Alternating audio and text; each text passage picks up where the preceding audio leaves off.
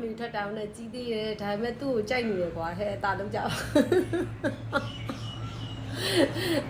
သူကပြောလို့အဲ့လိုလာမဲလို့ရဲ့ကောက်နေဝင်ကြတယ်တကယ်ခလေးလေးဟုတ်တယ်သူ့မိထက်တောင်းချင်းစီ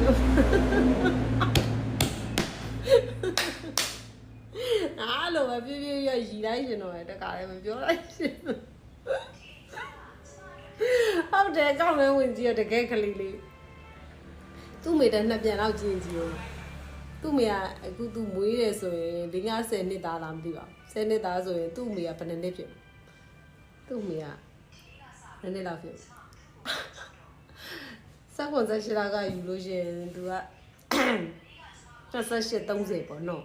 အဲ့ဆိုကျွန်မသူ့မိထက်ကြီးရပေါ့နော်တသားလောက်ပါလို့ကလေးလေးရဲ့အာပီတောင်းနေတယ်ဆိုတော့အေးစိတ်ပြကြပါတီတီရဲ့တောင်းအာပီပေးပါပြို့ဆိုရင်တီတီရဲ့ပေးမှာပေါ့ဘုတော့အာပီလိုချင်တာနဲ့ပောက်ခဲ့ရတယ်ရှောက်ပြောအာပီလိုချင်တာနဲ့ပောက်ခဲ့ရရှောက်ကြမရနဲ့ငါစိတ်လေတယ်လို့ဟာမဲ့ကလေးမိထက်တော့လှမှာအဲ့ဒီကိုပြန်ပြောခဲ့လှကလေးမိထက်တော့လှမှာပုံနော်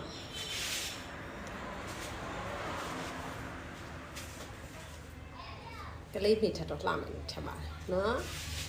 အဲ့လိုလေးအဲ့လိုယောက်ျားလေးဆိုတာအဲ့လိုလှတာပတ်တာကအကြက်ကြက်ခုမိန်းကလေးလေးတော်တော်များများပေါ့လို့သူတို့အိမ်ဟိုပေါ့နော်ယောက်ျားလေးဖောက်ပြန်တယ်ပေါ့နော်ဖောက်ပြန်တာဘာလို့ဖောက်ပြန်လို့ဆိုအဲ့လိုလှတာပတ်တာမနေကြလို့အဲ့လိုအိမ်ကမိန်းမတွေကယောက်ျားတိုင်းအလှကြိုက်ကြတယ်အလှကြိုက်ကြတော့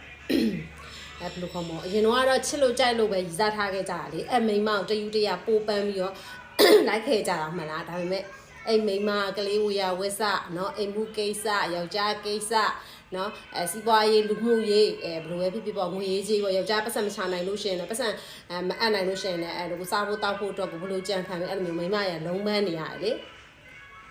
အဲ့လိုလုံးမန်းနေတဲ့အချိန်မှာသူတို့အတွက်ကိုမေ့သွားတာသူတို့အတွက်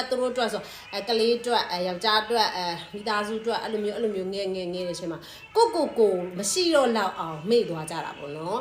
ကိုမရှိတော့လောက်အောင်မေ့သွားတဲ့အခါမှာမိန်းကလေးတွေကအလှရပျောက်ဆုံးသွားတာပါရှင်တကယ်တော့ယောက်ျားတွေကအရန်လှကြိုက်ပါတယ်တကယ်တော့အဲ့ဒီဟိုဘောဖောက်ပြန်တဲ့ယောက်ျား